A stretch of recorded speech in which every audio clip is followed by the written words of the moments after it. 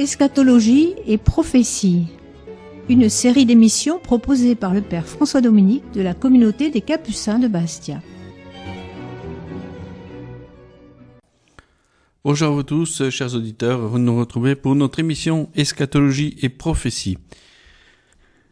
Nous poursuivons donc notre émission aujourd'hui sur les apôtres de Marie, comme nous le voyons dans toute cette série, et nous allons nous arrêter aujourd'hui, comme je vous l'avais annoncé la semaine dernière, sur un chapitre particulier concernant les apparitions, le phénomène de Medjugorje, donc qui a été encouragé, on pourrait dire, par l'Église, par la doctrine de la foi, comme une expérience spirituelle aussi importante, et les fruits donc sont indéniables de cette expérience spirituelle qui se vit là-bas.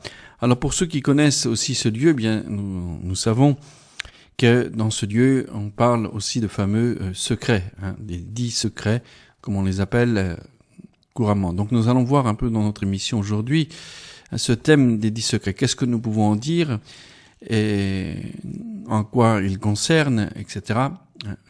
Tout d'abord, ce n'est pas donc la première fois, bien sûr, que la Vierge Marie donne des révélations particulières aux voyants dans les lieux d'apparition.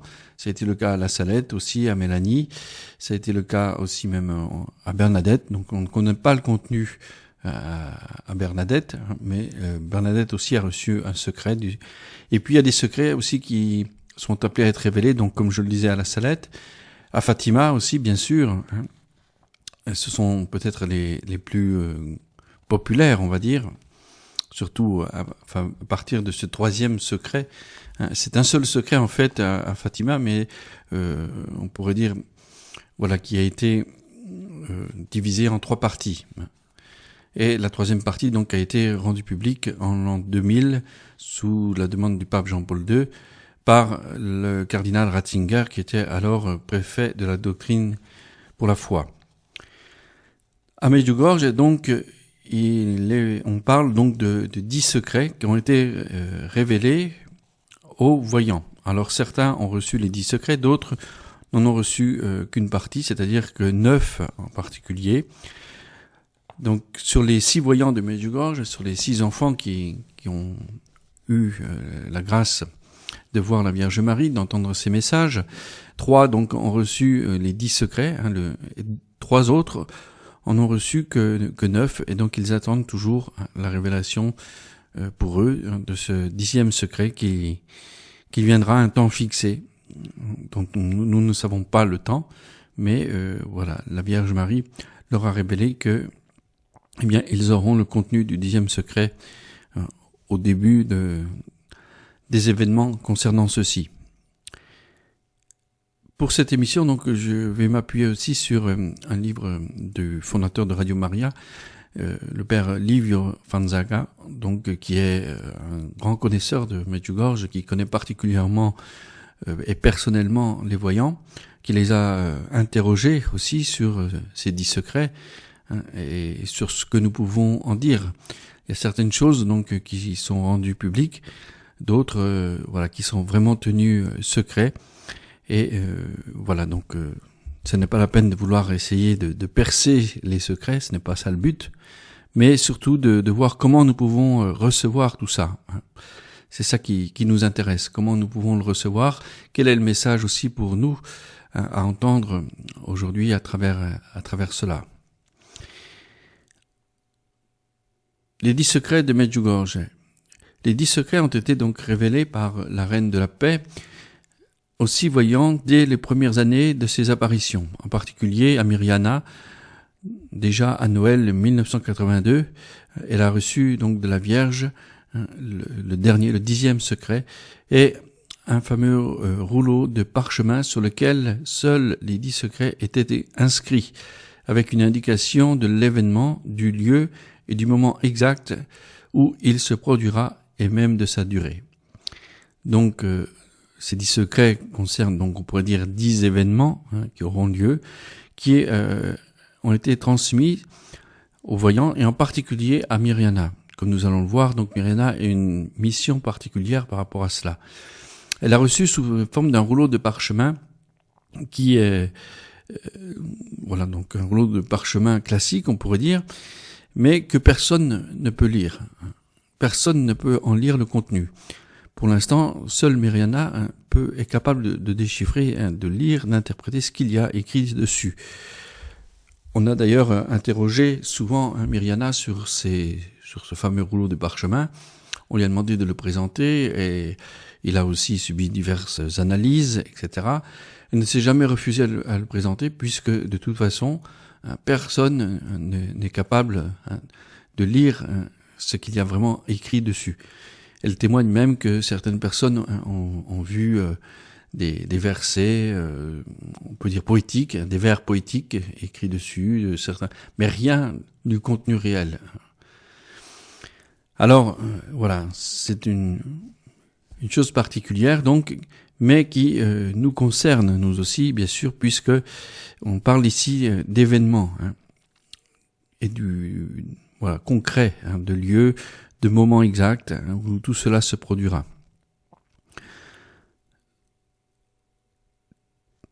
Les autres voyants, Ivanka, Yaakov et Maria, reçurent le 10e secret par lequel se terminait leur apparition quotidienne, mais avec le don d'une apparition annuelle. Les 3 autres voyants, qui ont encore des apparitions quotidiennes aujourd'hui, donc Vishka, Ivan et Maria, ont reçu, eux, 9 secrets et attendent le 10e. Mirjana, comme je le disais, donc, a été chargée par la Vierge Marie d'une mission particulière, de choisir un prêtre qui, 3 jours avant l'événement, devra révéler le secret au monde, en lisant exactement ce qui est écrit sur le rouleau que la Vierge lui a donné. Donc, Mirjana a choisi son accompagnateur spirituel, qui était un des pères franciscains de la paroisse, le père Peter, donc qui a accepté cette mission. Donc au moment où donc cela va avoir lieu, ils devront donc se retirer pendant une semaine, prier, jeûner, etc. ensemble. Et donc le père Peter aura la mission de dire au monde le contenu du secret qui devra être de l'événement qui devra arriver. Après avoir interrogé donc aussi un peu les voyants sur le contenu, sur ce que nous pourrions en dire de ces secrets, nous avons quelques indications. Nous savons que les 2 premiers secrets concernent Medjugorje en lui-même, donc le lieu de Medjugorje, et ce sont donc des avertissements dont les paroissiens comprendront aussi l'importance. En même temps, ils seront un exemple pour le monde entier de la façon à se préparer devant les révélations qui sont un don du ciel. Le 3e secret, donc on en sait un peu plus sur la nature de ce 3e secret, qui sera un signe qui apparaîtra selon ce que a révélé la Vierge Marie, a permis aussi qu'il soit déjà rendu public, un signe qui apparaîtra sur la colline des premières apparitions, lieu saint de Medjugorje et destination des pèlerinages quotidiens. Ce signe n'est un produit ni réalisé par la main de l'homme, ni de la nature, mais il vient directement du Seigneur.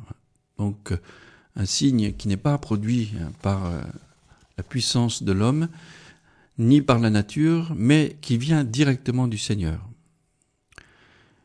Les 6 voyants l'ont vu déjà. Ils le décrivent unanimement comme très beau, indestructible et durable, dans le sens où il sera intact sur la colline jusqu'à la fin du monde. Quant du 4e au 7e secret, les 7, donc 3 autres secrets, nous savons seulement qu'ils concernent, on pourrait dire, des moments particuliers de l'histoire de l'humanité et qui ont pour but d'emmener à la conversion. Notre-Dame, donc la Vierge Marie, montrait en vision à Mirjana, mais aussi aux autres voyants, le contenu aussi de ces 7 secrets, 7 événements qui arriveront aussi avec un appel très fort à la conversion. Cependant, donc, à la vue du 7e secret, Mirjana fut choquée. Elle demanda à la Vierge Marie la grâce de pouvoir l'atténuer par des prières. Et elle a témoigné elle-même que plus tard, eh bien, la Vierge Marie a dit que grâce aux prières qui ont été faites, eh bien, ce 7e événement, 7e secret, a pu être diminué de moitié dans ses conséquences. Donc voilà, chaque fois, bien sûr, comme à Fatima d'ailleurs, c'est toujours une invitation. Ce n'est pas du fatalisme en lui-même, mais c'est une invitation à la conversion, et notre prière a aussi un poids pour pouvoir faire évoluer les choses, changer les situations. En particulier, donc, Mirjana et Ivan ont affirmé que les secrets concernent le monde et spécialement aussi l'Église. C'est une perspective à garder à l'esprit, car la longue présence de la Vierge à Medjugorje a été résolument orientée vers le renforcement de la foi et de l'Église depuis le début.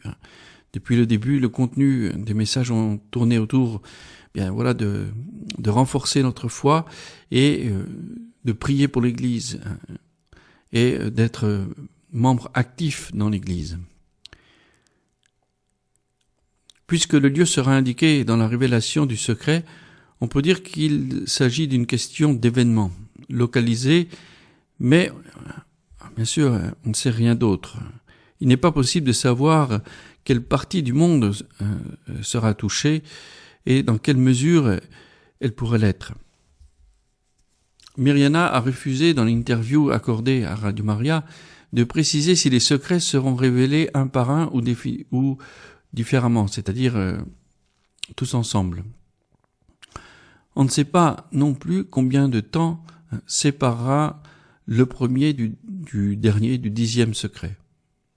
En ce qui concerne le choix du prêtre, qui sera chargé de révéler les secrets au monde, donc comme nous l'avons dit, la voyante Mirjana a choisi son directeur spirituel, le franciscain Père Peter, précisant que, la Vierge Marie l'a laissé libre de choisir qui elle voulait. Et donc le Père Peter a accepté et donc devra, à un moment voulu, annoncer au monde aussi le contenu de ces secrets.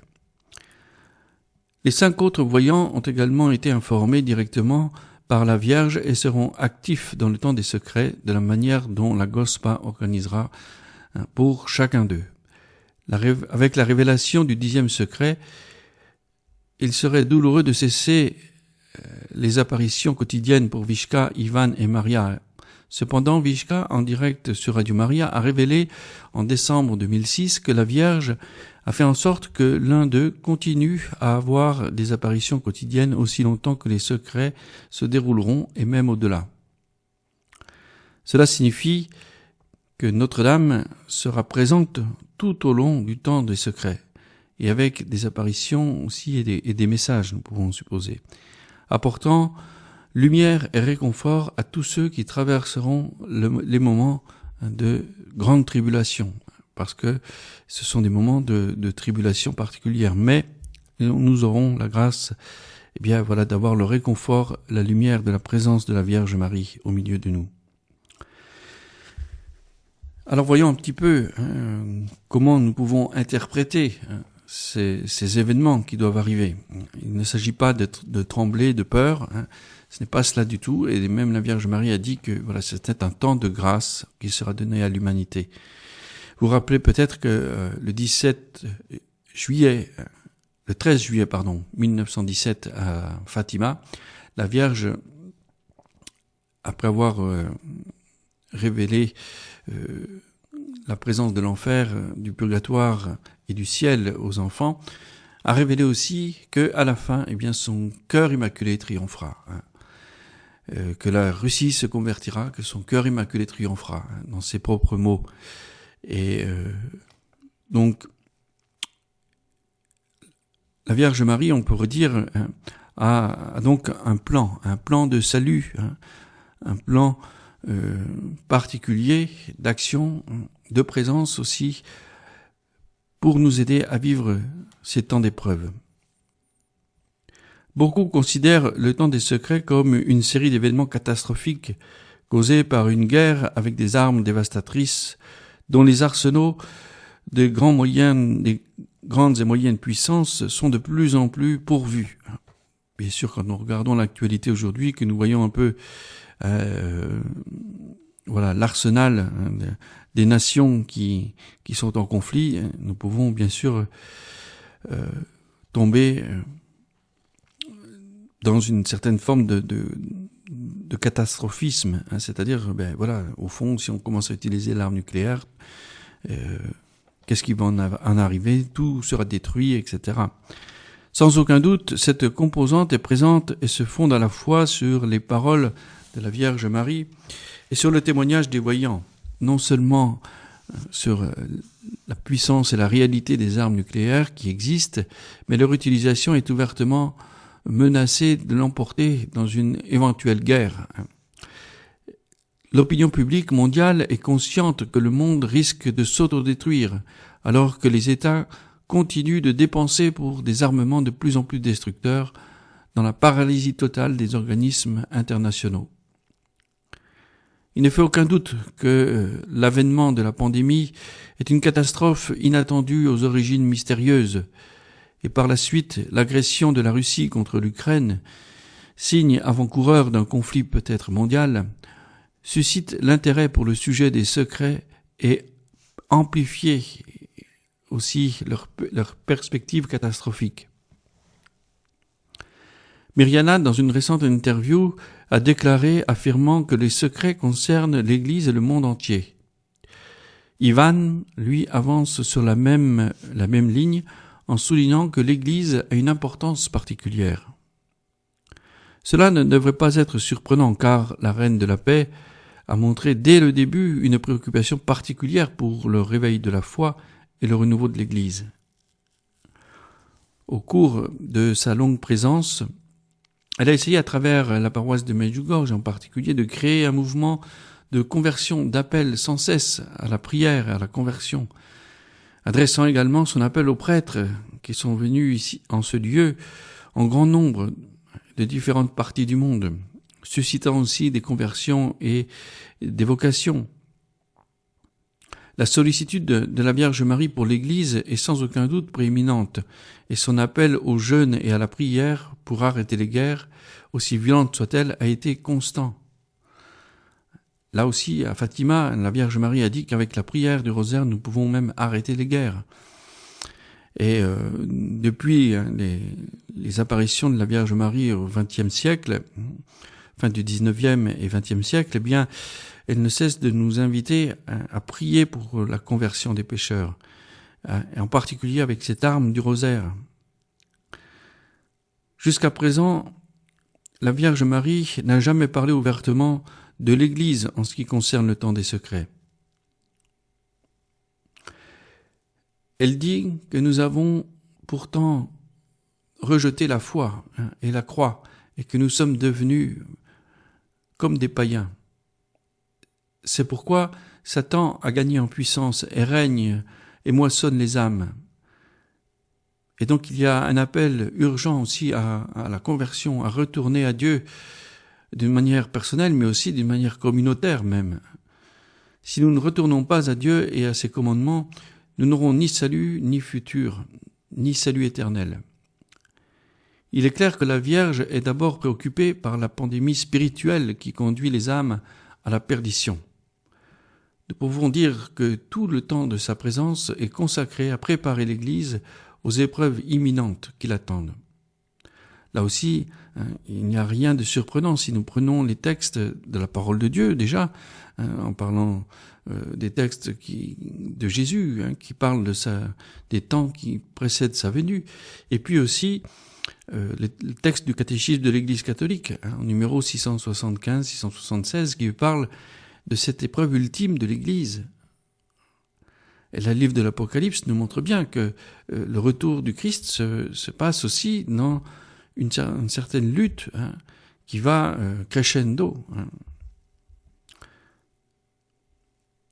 Myriana a dit donc que l'intention de la Très Sainte Vierge Marie, Notre-Dame, est de construire un pont qui, à partir de maintenant, pourrait aider les gens à arriver en toute sécurité à la fin des secrets.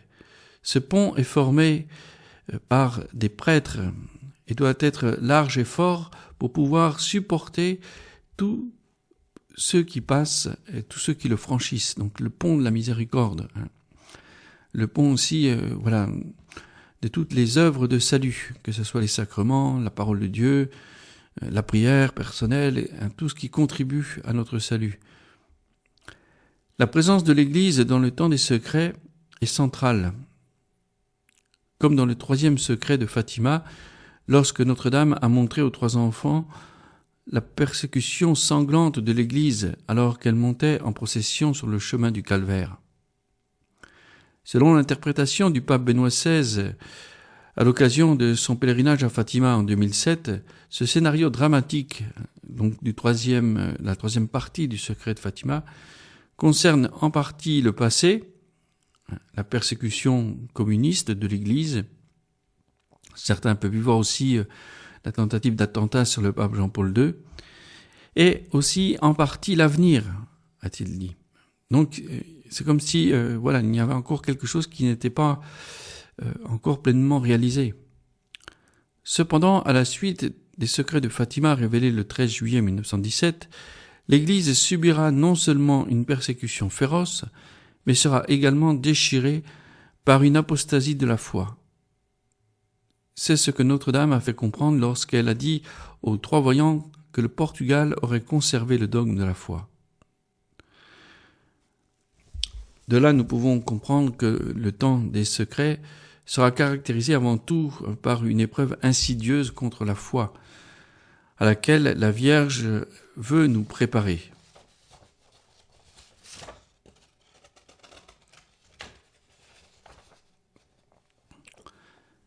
Ce que la Vierge Marie a révélé sur les secrets depuis les premières années des apparitions est un don extraordinaire sur lequel nous devons méditer, parce que nous sommes arrivés aussi à un tournant de l'histoire. C'est donc, on pourrait dire, dans notre génération que tout cela devra aussi s'accomplir. Et donc nous devons non pas le regarder avec peur, avec crainte, ou bien vouloir l'étouffer, mais alors essayer de le regarder avec sérénité, essayer de comprendre, de dépister d'interpréter l'intention du Seigneur derrière tout ça. Comme nous le savons, le secret concerne des événements qui se produiront dans certains endroits et qui seront révélés au monde 3 jours avant. On sait que les trois premiers lieux, donc les 3 premiers événements, auront lieu à Medjugorje, tandis que du 4e au 10e, nous ne savons pas où cela aura lieu. Cependant, les éléments récents de la guerre déclenchée par la Russie contre l'Ukraine peuvent être considérés comme un indice que les événements restants pourraient également se dérouler en Europe. Et c'est vrai que quand nous regardons l'actualité, nous voyons que l'Europe aujourd'hui est fortement menacée, en particulier par la guerre bien sûr, mais aussi par toutes sortes de catastrophes qui se multiplient, des catastrophes naturelles aussi. Il s'agit en effet d'une guerre qui présente déjà les caractéristiques d'un affrontement mondial, avec toutes les conséquences catastrophiques qui pourraient aussi bien sûr en découler. Notre-Dame nous a avertis 3 fois que Satan veut la guerre. Dans ses messages qu'elle a donnés, elle a répété par 3 fois, à 3 moments différents, que Satan veut la guerre. Il veut détruire vos vies et la planète sur laquelle vous vivez. Les conditions préalables ne manquent pas alors pour que cela se produise. L'Europe, nous pouvons aussi la voir aussi comme étant par excellence le continent de la Vierge Marie, le lieu où la Vierge Marie nous a gratifié de sa présence d'une manière toute spéciale, comme en témoigne l'histoire des apparitions mariales et de ces interventions miraculeuses par lesquelles la Vierge a préservé la foi et la vie des peuples européens. Dans ce contexte, il est une signification extraordinaire que le signe du troisième secret, beau, comme l'ont révélé aussi les voyants, vient directement du Seigneur, un signe indestructible et durable. Et ce signe, nous est donné au centre du continent européen, embrassant tous les peuples qui l'habitent. Cela signifie qu'au temps des secrets, ce lieu de Medjugorje deviendra un centre spirituel important et transformera ce lieu en une grande oasis d'intercession et d'espérance et de paix. Le signe sur la colline est en effet comme un cadeau, une grâce qui aura des effets extraordinaires sur le cœur des multitudes du monde entier, mais particulièrement en Europe. Beaucoup se rendront compte de la grâce extraordinaire que représente la présence de la Vierge dans les moments de calamité aussi graves et reviendront à la foi et à l'espérance. Le signe sur la colline des premières apparitions fera de Medjugorje le lieu de la présence de Marie qui rayonne dans le monde entier et en particulier sur les peuples les plus touchés. Au milieu des ténèbres, nous aurons alors cette grande lumière et cette fontaine d'eau pure, la reine de la paix, qui ne permettra pas à Satan de détruire le continent de sa prédilection. C'est pourquoi nous devons regarder ce qui se passe avec sérénité. Sérénité veut le dire avec réalisme aussi. Satan ne pourra faire que, bien sûr, ce que Dieu lui permettra. Et Notre-Dame a un plan donc de salut que nous connaissons en partie et qui nous sera en partie révélé en temps voulu, comme l'a dit la voyante Vishka. Plus que d'essayer de voir ce qui arrivera, nous devons nous préoccuper de nous-mêmes, afin d'être fermes dans la foi, persévérants dans la prière, courageux dans le témoignage et fervents dans la charité. Plus nous avançons, plus la rage de Satan grandira. Et là aussi, le livre de l'Apocalypse nous le dit. Le démon est en rage parce que ses jours sont comptés. Mais il y aura aussi toujours la présence de la Vierge Marie, reine de la paix, pour nous guider et nous protéger jusqu'au triomphe de son cœur immaculé. Ce n'est certainement donc pas une coïncidence si le signe sur la montagne est placé à la 3e place, avant les secrets considérés comme les plus dramatiques de la 4e à la 10e, qui dans l'intention de la Vierge Marie pourrait indiquer les 7 fléaux de l'Apocalypse. Tout d'abord, nous devons considérer que c'est le seul des 10 secrets qui vient directement de Dieu, tandis que les autres sont des événements qui proviennent de l'homme directement ou indirectement par la nature. Seul le 3e secret, nous savons qu'il vient directement de Dieu. Par son origine mystérieuse, donc il attirera aussi l'attention, bien sûr, du monde entier. Et les voyants ont dit que beaucoup se convertiront à la vue de ce signe. Mais certains aussi resteront incrédules. Voilà, chers auditeurs, eh bien, vivons tout cela dans l'espérance, parce que nous savons que le Seigneur est victorieux, quoi qu'il arrive. Et donc, voilà, Satan se déchaîne, on le voit constamment autour de nous, mais le Seigneur est là, il est présent, et il nous conduit à la victoire. Et la Vierge Marie, est avec nous pour nous indiquer le chemin du salut de son Fils bien-aimé. Nous poursuivrons donc la semaine prochaine sur ce thème, sur une deuxième partie sur ces 10 secrets qui sont très importants pour nous aujourd'hui, et pour nous donner des clés aussi pour vivre ce que nous avons à vivre dans l'espérance, Bonne continuation à vous tous, chers auditeurs, et puis rendez-vous la semaine prochaine.